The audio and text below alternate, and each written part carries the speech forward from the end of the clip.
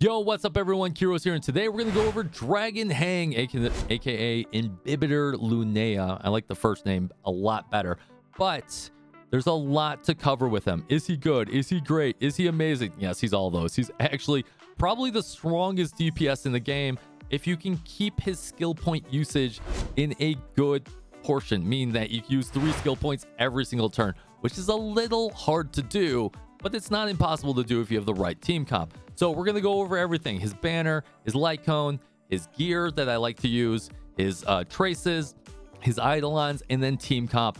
So let's go ahead and get this started. If you guys can hit that like and subscribe, I do appreciate ya. Let's get started. Now, Dragon Hang is actually a beast, and with the damage numbers that you're actually seeing on screen with Simulated Universe, just some basic catalysts, and some MOC, he just demolishes everything in his path, especially if you're able to use those 3 skill points to charge his basic attack every single turn. Now, there's different ways that you can attack between his first attack, second attack, and third attack, depending on skill points, and we'll get into that in just a minute. Let's go ahead and start with his character banner. Now, his character banner does have Wukong and Asta and March on it. This is not my favorite banner in the world. In all honesty, if you're a new player or you've been new to Honkai Star Rail, Kafka's banner was a lot better when it comes to your account because it had a whole bunch of DPS, a whole bunch of sub DPS, and it was just good overall for you building teams in order to get progressed through MOC.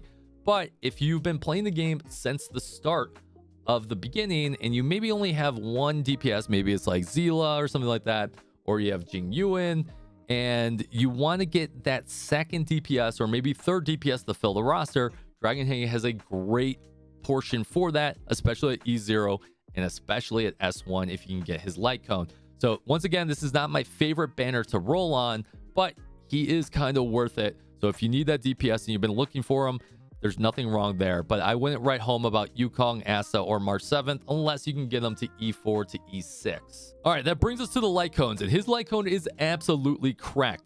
Brighter than the sun, increases the wearer's crit rate by 18% when the wearer uses a basic attack, which is all he really does because his ultimate does not hit as hard as his basic attack does. They will gain a stack of Dragon's Call, which increases his attack by 18%, stacking 2 times, so 36%, and increases energy recharge rate by 6%, going 2 times as well, so 12% there, which is great because you need to be able to ultimate as much as humanly possible. Not enough to still run an energy recharge rope. I mean, I didn't really fully test that, so maybe we'll have to test that later, but good enough that it's going to help him progress in getting his ultimate. Yep. Now, the other 4 stars on that banner are actually really good. You have Planetary Rendezvous, which is really, really good, especially if you're running 𝙀𝙓𝙋𝘼𝙉 or Wukong or another imaginary damage. It's going to be very good. Well, you would need a Harmony at that point, but you could put like this on Tingyun and still run 𝙀𝙓𝙋 and have double, right? Or you could put this on Wukong and have double as well. Now, you do have Dance Dance Dance, which is a great light cone across the board for everyone. And you have Londo's Choice, and I actually really like Londo's Choice. I still use it on my Japar today. It just overall decreases damage, and it increases your enmity, or whatever you want to call your aggro ratio in this game for getting hit a lot more, because I'd rather my Japar get hit than my Dragon Hang get hit. So is it worth rolling? If you can get his light cone and you're pulling for him, yes. But if you're not pulling for him, obviously don't roll on the light cones. Now, quickly talking about his light cone, since we already covered the banner. Now, his custom light cone is always the best because it increases crit rate, increases basic attack damage. But if you can't get S1, you'll probably be running on the Fall of the Aeon, which is the one you get from the Herder shop, which isn't a bad light cone in itself, but it does require you the time weakness break in order to get maximum synergy on that one.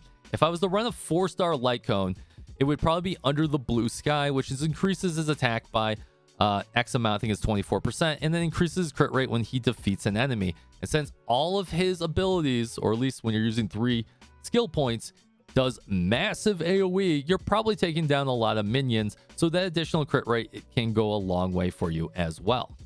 All right, that brings us to his abilities, skills, and traces. Let's go ahead and start with his abilities. He's basically doing a lot of basic attacks, but his skill is going to allow you to enhance his basic attack.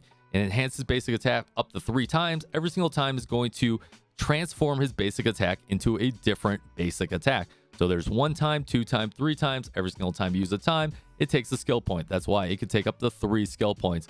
Now, I found myself always kind of using 3 skill points. His 2 skill points, Divine Spear, wasn't the worst in the world, but his 1 skill point wasn't the greatest in my opinion, where 2 and 3 really outshone him just doing a basic attack or a 1 skill point basic attack.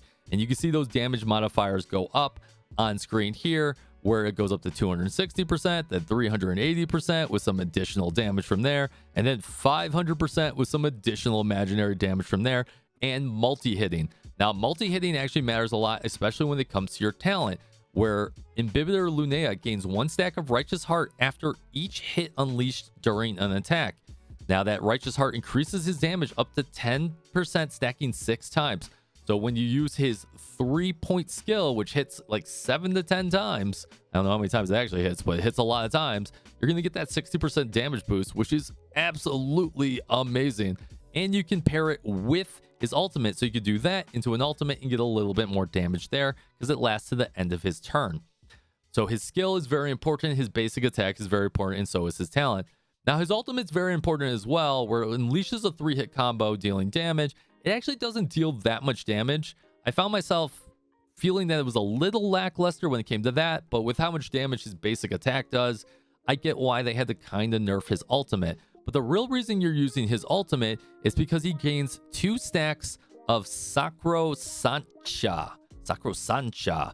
And what 𝙀𝙓𝙋𝘼𝙉 does, it's a little modifier on his bar on the UI on the bottom left, and it allows it to replace using skill points, and instead you can use the 𝙀𝙓𝙋𝘼𝙉. So when you get 2 of those and you want to do 3 skill point basic attacks after using his ultimate, it only costs 1 skill point technically. This helps alleviate the skill point usage that he needs to do in order to do maximum damage.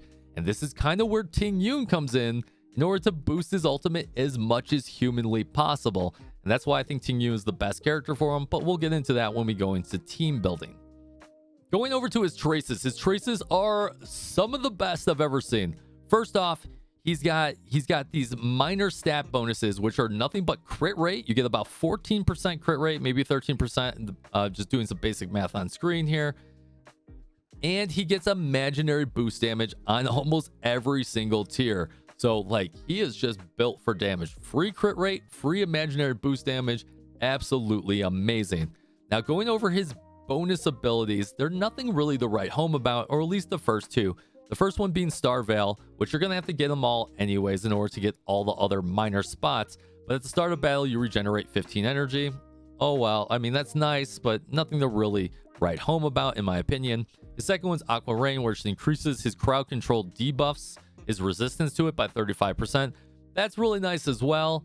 I only think they did this because he already hits like a Mack truck, so they were probably figuring out ways that they can not make him hit even harder. So this is a really nice one to have, but nothing to really write home there about because it's just RNG up to that. Now, the one I do like is Jolt Anew. Increases the crit damage by 24% when dealing damage to enemy targets with imaginary weakness. Now, I know it says crit rate on screen. That's a typo. It's actually crit damage. If it was crit rate, he'd be absolutely cracked with trying to get crit rate. But crit damage is really good as well. So I really like these. Going out to his skill priority of how you level him, you have his basic attack, you have his ultimate, you have his skill, and you have his talent. What I highly suggest is you take his talent, ultimate, and skill to 6 out of 10 right out the gate, because it's really easy to do before you really focusing on trying to get 10 out of 10. I would bring his basic attack to 6 out of 6 immediately. Then I would level his skill to 10 out of 10. Then his Righteous Heart to 10 out of 10. And then finally his ultimate. Since his ultimate doesn't really hit that hard and you already get the benefit of getting the 𝙀𝙓𝙋𝘼𝙉𝘿 out of it, it's going to make it a, you probably don't even have to level it if you don't want to, or at least past 6. But if you really want to max them out, that would be the last one that I do. All right, that brings us over to gear. Now, you have Space Station and you have Salsado, but I do not find those to be as good as the Arena set. The Arena set was really built for him. It was like they made this set specifically for him. Increases the wearer's crit rate by 8%, and when you're higher than 70%, your basic attack and skill damage increases by 20%. That's absolutely insane for him. So I highly suggest trying to get an Arena set for him, and we'll talk about those stats in just a second. Now, for his 4-piece set, there's 3 different ways you can build them. One being the Musketeer set, which I personally enjoy the best out of the 3 options, but that doesn't mean it's technically the highest damage. His Musketeer's 2-piece increases attack, and 4-piece increases basic attack damage again, or attack damage by 10% and a little bit of speed. This goes a long way on him, and it makes him feel pretty good across the board. The second piece that you, or the second set that you have, is the Imaginary set. Now, the Imaginary set is actually really good on him as well, but I only find it to be really good if you're pairing him with more imaginary characters like 𝙀𝙓𝙋𝘼𝙉 and especially 𝙀𝙓, because you're going to only get that benefit from the 4-piece if they're imprisoned, which, you know, something that 𝙀𝙓 does all the time, but increases imaginary damage, increases crit rate and crit damage to imprisoned enemies. So you're going to run into some skill point issues with that team, but that doesn't mean that it's per se a bad thing. Now, overall, this probably does about 5 to 8% more damage, or at least that's how it felt in my testing. But I still found Musketeers just to feel a lot better for me. Now, you could do 2-piece Wastelanders, and you could do 2-piece Musketeers just to get 10% or 12% attack and 10% imaginary damage. That totally works as well. I would just do what your best pieces are and kind of slap them together, with the priority being Musketeers to me, because it opens up the diversity of your team builds, in my opinion. Ting-Yun, right? All right, quickly looking over the stats that you're looking for, starting with the boots. The boots, you are actually looking for attack percentage, substats always being speed, crit rate, crit damage, and attack percent. So if your main stats attack percent, your fourth substat could be anything, HP percent, defense percent, anything like that. It could even be break effect, even though I don't find break effect to be especially great on him. So I would give him a little bit more tankiness on that fourth stat. For his chest piece, you're probably going to be running crit rate to get that 70% plus in crit rate. But if you get enough crit rate and enough substats on the rest of your gear, highly suggest you put crit damage here, but that does require you to get 70%. For his planar, you're looking for imaginary boost damage with the same substats that we were talking about before. And for his rope, you're looking for attack percentage again with the same substats again. Hat and gloves, you know the drill, substats only. So I really like the Musketeer set, and I really like the Arena set. All right, briefly talking about his Eidolons. I'm going to say this right out the gate. You do not need to get a single Eidolon on him. He's at E0, he's perfectly viable. I'd rather you get his light cone at S1 than get him to E1 or E2. But his Eidolons do increase his damage. His first one being Tethered to the Sky increases Righteous Heart stacks to 4. Amazing. And 1 extra stack of Righteous Heart will be gained per attack hit. Amazing. That's just more damage, right? And if you're doing 3 skill points, more damage. His E2 allows, after using his ultimate, IMBIBITOR LUNAE's action gets moved forward by 100% and gains 1 extra 𝙀𝙓𝙋𝘼𝙉𝘿. His E4, bust provided by Dominating Roar, persists to the end of turn. Great, more damage. And his E6 is really interesting in my opinion. When after an ally uses their ultimate, Imaginary Resistance Pen of Dragon Hang, essentially his next leap attack increases by 20% up to 3 stacks.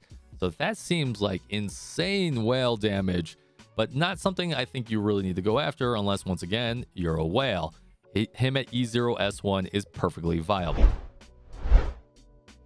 All right, guys, I just wanted to cover the team composition real quick. So I made a couple teams for us real quick, and these are kind of the teams I like to run. Now, if you've watched any of my live streams or anything like that, I love to run balanced comps because I usually try to build comps around MOC 9 and MOC 10, so the harder content that you might get punched in the face. So I really like running DPS, support, healer, tank. Now you can replace these supports, like 𝙀𝙓𝙋𝘼𝙉 can be replaced with Natasha, 𝙀𝙓 can be replaced with maybe Fu and maybe the Fire MC and stuff like that. But I have found in my testing that Ting-Yun is absolutely the best unit for him.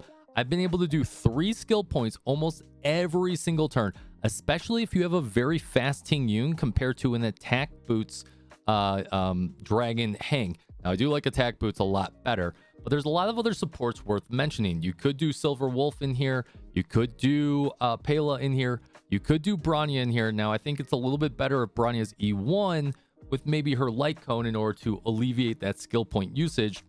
But essentially, you need to figure out a way to build skill points all the time or build ultimate all the time. So there's a couple of team builds here. Obviously, I would put Ting Yun instead of Bronya here. I find this team to be a little squish, in my opinion, but if you're already, doing great in the content, this team would go a long way because he wants that imaginary damage boost as well. But then you could do a team like this too if you're literally trying to save your pennies instead of Locha doing Natasha. And this is a very free-to-play, amazing team.